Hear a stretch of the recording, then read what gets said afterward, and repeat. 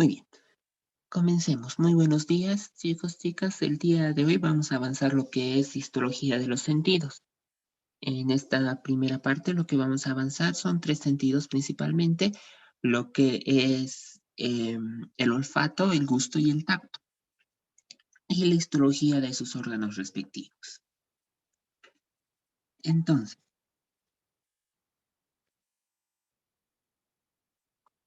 vamos a empezar con lo que es el sentido del olfato.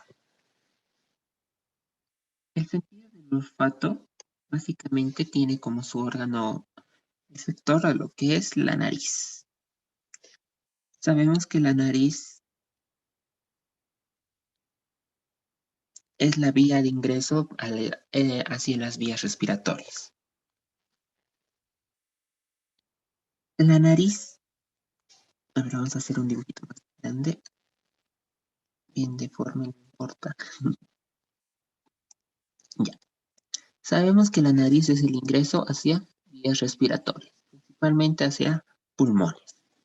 Es por eso que esta no solo tiene una función de sentir lo que son los olores, sino a su vez tiene una función protectora para evitar que ciertas partículas ingresen hacia las vías respiratorias.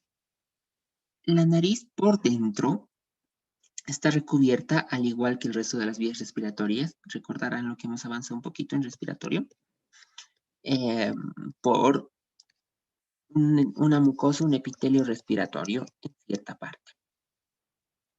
Y a su vez tiene que tener un cierta conducción nerviosa para llevar la información de lo que son los olores. En este caso, este es un esquemita rápido sobre cómo está compuesto el tejido que recubre la nariz.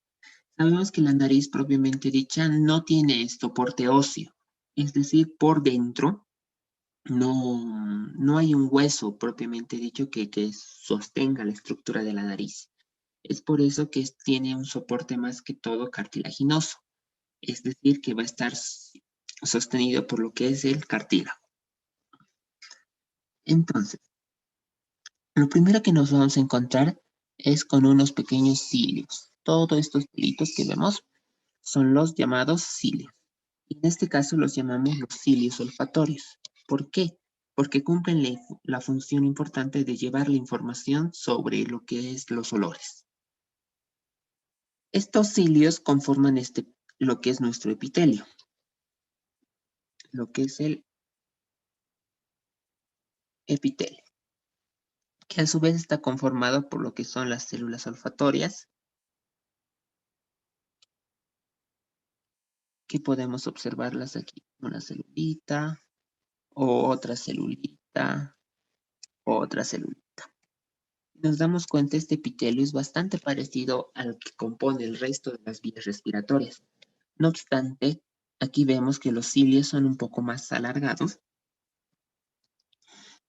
pero las células que componen, en este caso las células olfatorias, podemos observar que mantienen el patrón cilíndrico casi pseudoestratificado.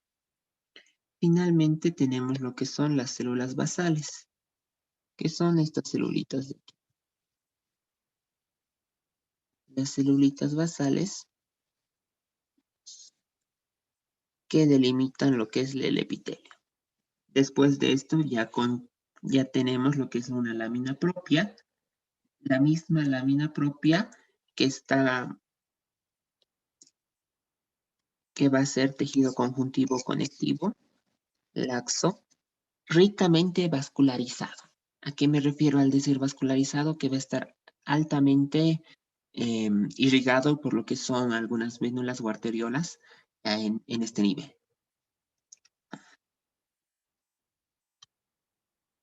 Podemos observar aquí un esquemita mucho mejor de lo que es, de cómo funciona la transmisión de los olores. Como les decía, aquí lo estamos viendo de forma invertida. Tenemos aquí lo que son los cilios, ¿no ven? Los cilios.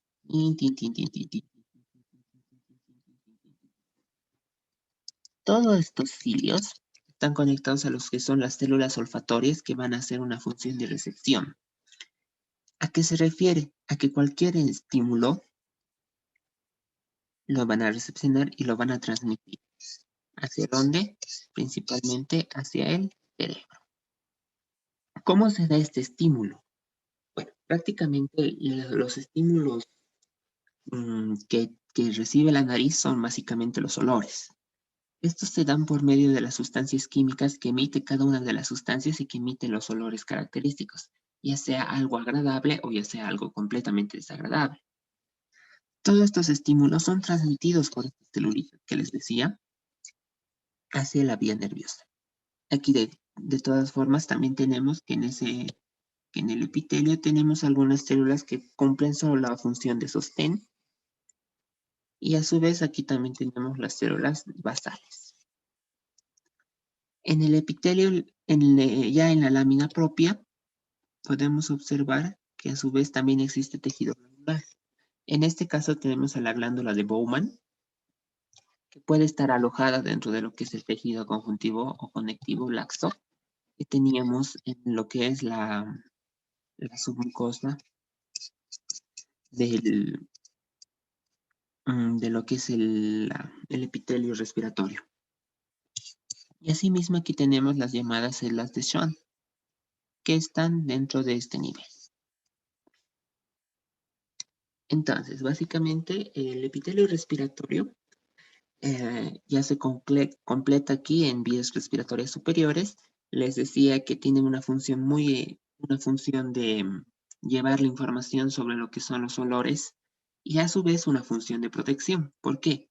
Porque si nos damos cuenta, no, todos estos cilios, estas microvellosidades que vemos en este nivel, a su vez tienen la función de evitar y de retener algún tipo de partículas que puedan ingresar y dañar las vías respiratorias. Les decía que su lámina propia va a ser tejido conjuntivo altamente vascularizado. También hemos visto que existe en tejido glandular, las glándulas de Bowman y lo que son células de Schwann. Muy bien. Ahora vamos a pasar a lo que es el tejido del gusto. Principalmente lo que es la boca y lo que es la lengua.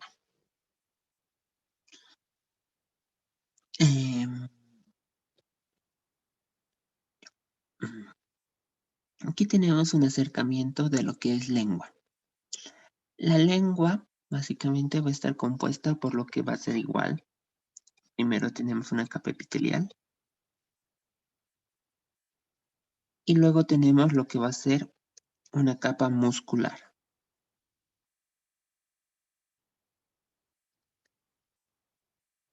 En la mucosa lo que va a ser el epitelio se va a formar lo que llamamos como las papilas. Y lo vamos a ver aquí en mayor detalle. Aquí tenemos lo que son las papilas.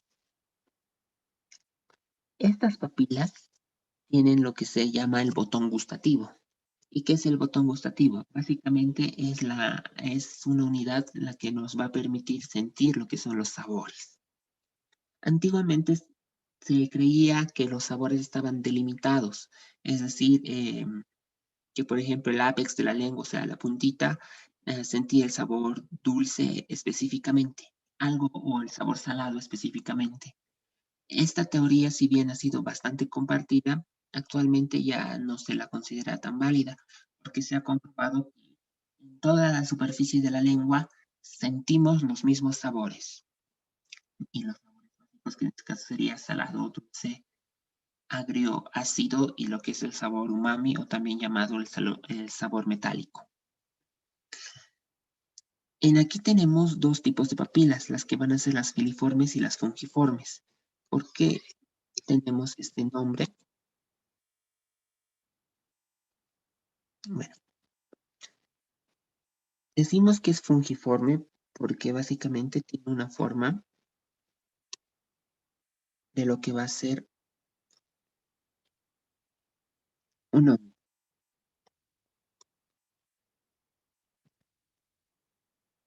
Entonces, una papila fungiforme más o menos tiene una forma como de una seta, como de un champiñón. En cambio, la papila filiforme va a tener una forma más cilíndrica, sin mucho abultamiento. Esto va a ser lo que va a conformar lo que son las papilas que están dentro de la mucosa, que conforma la capa epitelial.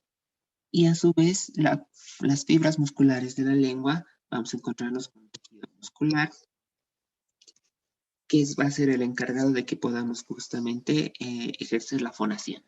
¿A qué nos referimos con fonación? Básicamente es lo que es la habilidad que tenemos de hablar. Y es que la lengua no solo es un órgano que nos permite sentir los sabores, sino a la vez es un órgano que nos ayuda con el proceso de fonación. El proceso de fonación es algo más complejo que se da no solo por los movimientos que ejerce la lengua, sino por la resonancia y los sonidos que emitimos a través de lo que es, bueno, la zona de la garganta. Pero lo que le da forma a esos sonidos es el movimiento de la lengua. Algo sencillo que podrían hacer es tratar de hablar sin mover la lengua y van a ver que es completamente difícil. Es por eso que la lengua no solo nos ayuda, como les decía, a sentir los sabores, sino a su vez tiene ese papel muy importante de ayudar con el proceso de fonación. Es por eso que tiene la capa muscular que se va a encargar de estos movimientos que son necesarios para la fonación. A su vez, la cavidad oral, lo que decimos la boca, está recubierta también por otro tejido, por otro epitelio. Este epitelio básicamente es este, que podemos verlo aquí, que igual tenemos una zona epitelial y lo que es la mucosa y la submucosa, donde vamos a encontrar igualmente tejido conjuntivo conectivo laxo, donde podemos encontrar una que otra glándula y a su vez se puede encontrar lo que son vasos sanguíneos. La cavidad oral básicamente está recubierta por este epitelio que va a dar continuidad a lo que va a ser este epitelio digestivo. Lo habíamos visto anteriormente en lo que es esófago. En esófago recordemos que vamos a encontrarnos con el epitelio y su lámina propia y sus túnicas musculares, ya sea en sentido longitudinal o transversal. Esto da continuidad directamente con ese epitelio, permitiéndonos que haya una transición de lo que va a ser la boca hacia lo que va a ser el esófago.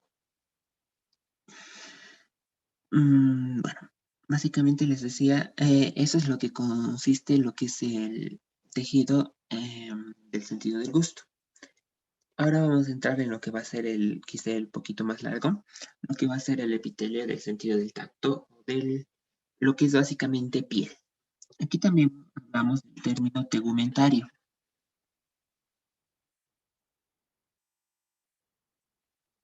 Decimos que la piel es el órgano más grande que tenemos en el cuerpo, o al menos el que más superficie ocupa. ¿Por qué? Porque básicamente recubre todo lo que es el cuerpo humano. En lo que es piel, vamos a tener que existe lo que llamamos la piel gruesa y la piel delgada. La piel gruesa va a estar ubicada en lugares que están altamente en contacto de otras superficies. En este caso decimos las palmas de las manos y las plantas de los pies. ¿Por qué? Porque con nuestras manos ejercemos bastante contacto con otras superficies. Básicamente siempre estamos tocando algo. En este momento seguramente están, no sé, tocando sus computadoras o celulares desde donde estén pasando la clase. Y yo también estoy tocando ciertas cosas. Estamos pisando sobre una superficie. Es por eso que esta piel se encuentra en estos lugares donde hay un alto contacto con otras superficies. Decimos que aquí no existen los folículos pilosos, es decir, no existe lo que son los llamados pelitos, los llamados vellos. Y es por eso que podemos ver que en la planta de las manos, en la planta de los pies, no vamos a encontrar nunca vellosidades. También no hay músculos selectores de pelo. ¿Por qué? Porque obviamente no existe para empezar vellosidades, no existe folículos pilosos. Glándulas sebáceas tampoco las hay, pero sí existen glándulas sudoríparas. Es por eso que algunas veces nos suda lo que son las manos, nos suda lo que son las plantas de los pies. Aquí hablamos que la epidermis va a ser un grosor bastante alto, entre 400 a 600 milímetros. ¿A qué equivale esto? A 4 a 6 centímetros. Que bueno, esto puede ser bastante, una profundidad bastante considerable. A su vez, la piel delgada es la que va a recubrir la mayor parte del cuerpo. Va a carecer de lo que se llama estrato lúcido. Va a contener los folículos pilosos, es decir, en el resto de la piel va a haber lo que son las vellosidades. Va a haber las glándulas sebáceas, las que secretan una especie de sebo, bueno, esto es ya sustancias óleas. También va a haber los músculos selectores de los pelos. Y ahí es donde a veces los pelos las vellosidades, los vellos que recubren la piel, han debido ver que en algún momento se ponen rígidos. Esto se da básicamente aquí es donde llamamos la llamada piel de gallina, que se da por efecto de estos músculos. Y también tenemos la presencia de glándulas sudoríparas que van a ejercer lo que es la sudoración. Aquí nos encontramos que va a ser una epidermis mucho más delgada y que ya no va a tener un grosor muy considerable. Entonces, ¿a qué decimos epidermis? La epidermis es la capa más superficial de lo que es la piel, que es básicamente donde vamos a encontrar los estratos. Tenemos al estrato córneo, el estrato lúcido, estrato granuloso, estrato espinoso y el estrato basal. Después de la epidermis vamos a encontrar lo que es la dermis. Y finalmente vamos a encontrar una última capa a la que vamos a llamar la hipodermis. La epidermis va a estar compuesta en su superficie de lo que llamamos los queratinocitos. ¿A qué es esto? Este epitelio es el llamado epitelio queratinizado. ¿Por qué se le llama queratinizado? Porque aquí hablamos de lo que es la queratina. Esta sustancia es básicamente lo que vemos aquí. Si nos damos cuenta, a medida que vamos subiendo el epitelio, si bien en el estrato basal tenemos ahí las células bien conformadas, a medida que vamos subiendo, vamos viendo que va perdiendo sus núcleos. A esto llamamos la queratinización. Es que las células van perdiendo sus núcleos y van empezando a ser como un epitelio escamoso.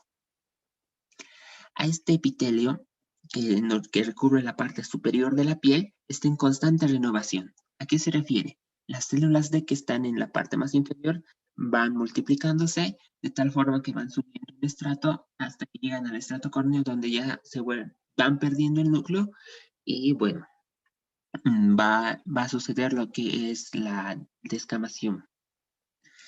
En este punto, lo que va a suceder es que, como decía, el epitelio va a estar en constante cambio.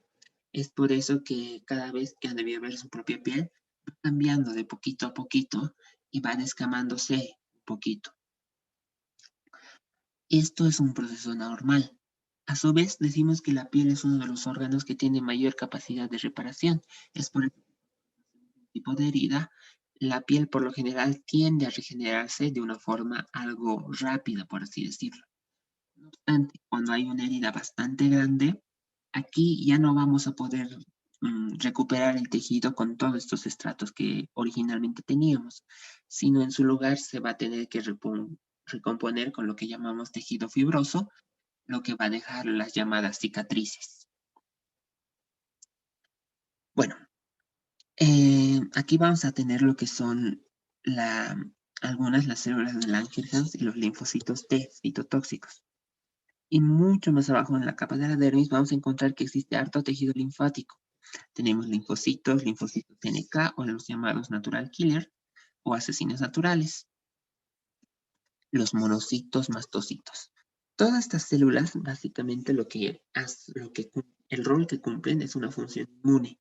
Es decir, nos defienden de cualquier cosa que pudiese entrar hacia el cuerpo. Y es que la piel, su principal función no solo es sentir el tacto, es decir, ya sea el sentimiento de presión que alguien ejerce sobre nosotros, sino es de proteger el cuerpo. Les decía que la piel recubre prácticamente la totalidad de nuestro cuerpo. Y esto es por una razón importante, porque nos protege de lo que está en nuestro entorno. En anteriores clases ocasiones les decía que nuestro entorno está cubierto de muchos riesgos y peligros. Existen lo que llamamos los microorganismos que están en todo lado. Podemos ver cualquier superficie de donde estemos, portes, luego están los caladores, los botones, entre otras cosas, donde siempre va a haber microorganismos. Muchas veces esos microorganismos pueden ser patógenos. ¿A qué me refiero? A que estos microorganismos pueden hacernos daño. Es por eso que la piel actúa como una barrera contra cualquier tipo de agente que pudiese hacernos daño. Y es por eso que cuando queremos protegernos de este tipo de agentes, es que tenemos que vigilar los orificios naturales que tiene la piel. Y es que si bien recubre todo nuestro cuerpo, hay ciertos lugares donde hay un orificio de acceso hacia el cuerpo. En este caso, lo que es la boca principalmente y la nariz. Como hemos visto, son orificios que si bien tienen sus mecanismos propios para evitar que entren este tipo de partículas, sustancias o agentes infecciosos, no siempre son del todo efectivos y son las vías por las cuales más ingresa en lo que son los microorganismos que generen enfermedades, ya sea por vía oral o por vía nasal. Es por eso eh, que se trata mucho de tener una adecuada higiene de manos y asimismo cuidar mucho el tocar la nariz o la boca y también los ojos, que es otro lugar donde donde la piel no tiene continuidad y por ende es un sitio por el cual pueden ingresar los microorganismos. Y como hemos visto, vean, son varias capitas. Es como si tuviera una barrera. No funciona una, tiene la otra barrera. No funciona la otra, tiene otra barrera que van a evitar el ingreso de cualquier agente patógeno. Y de todas formas, en el fondo tenemos todas estas células que están encargadas de defendernos. Si por alguna razón logras ingresar hasta aquí adentro, lo que van a hacer estas células es ya sea la destrucción por medio de lo que son por ejemplo, la célula asesina natural, el linfocito natural killer, lo que va a hacer es prácticamente destruir cualquier cosa que no pertenezca al cuerpo. Los linfocitos T y los linfocitos B pueden mediar esta respuesta inmune. Asimismo, tenemos lo que son los macrófagos, que van a ser unas células grandes que van a fagocitar, es decir, se lo van a, como si se lo estuvieran comiendo esa cosa que ha ingresado y lo van a disolver. Bueno, más abajo tenemos lo que es la hipodermis, les decía, donde va a estar la irrigación de la piel. Y aquí tenemos lo que va a ser básicamente vena arteria, que va a estar irrigando lo que es la piel.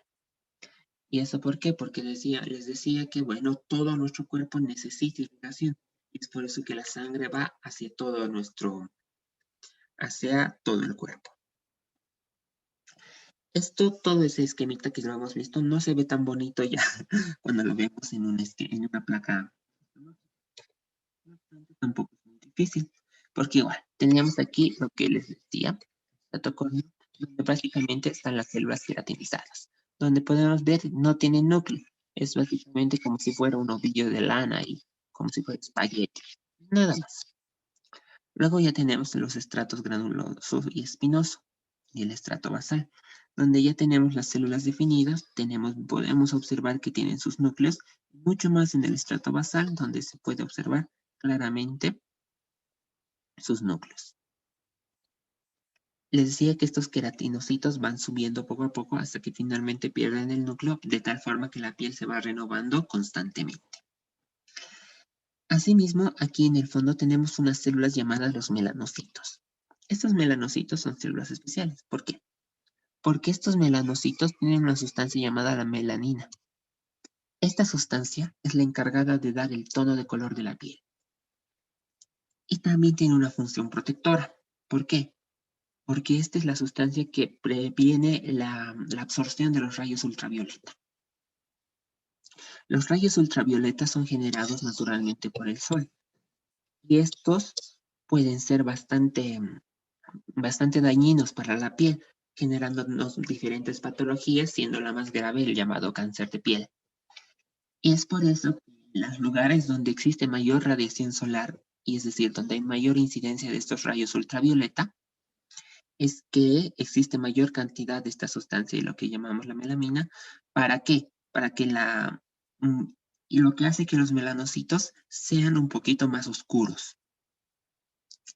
Y aquí es donde nos da el pigmento de la piel. Podemos vernos aquí el melanocito y lo que es el pigmento de melanina. Mientras más oscura es la piel, por lo general se ha visto que existe una mayor protección hacia lo que es la radiación. La radiación solar. Eso no quiere decir que sean inmunes las personas de piel oscura a lo que es el cáncer de piel. No obstante, tienen una mayor protección.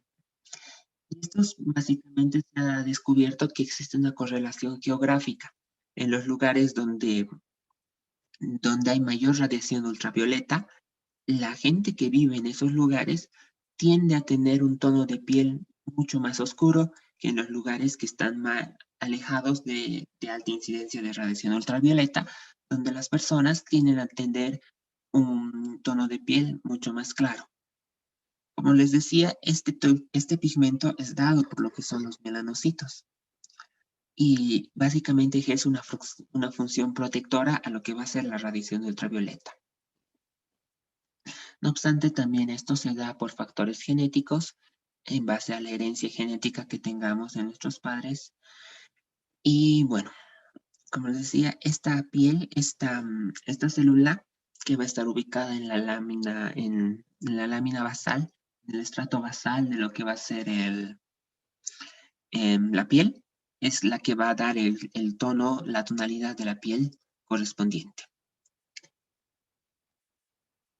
Entonces, decía, aquí encontramos a los melanocitos y finalmente ya, una vez que hemos pasado toda la epidermis, que podemos ver que en algunos segmentos es mucho más profunda que en otros, vamos a encontrar lo que es la dermis, donde les decía que va a haber alta presencia de células linfáticas, que nos van a dar lo que es protección mental. Muy bien.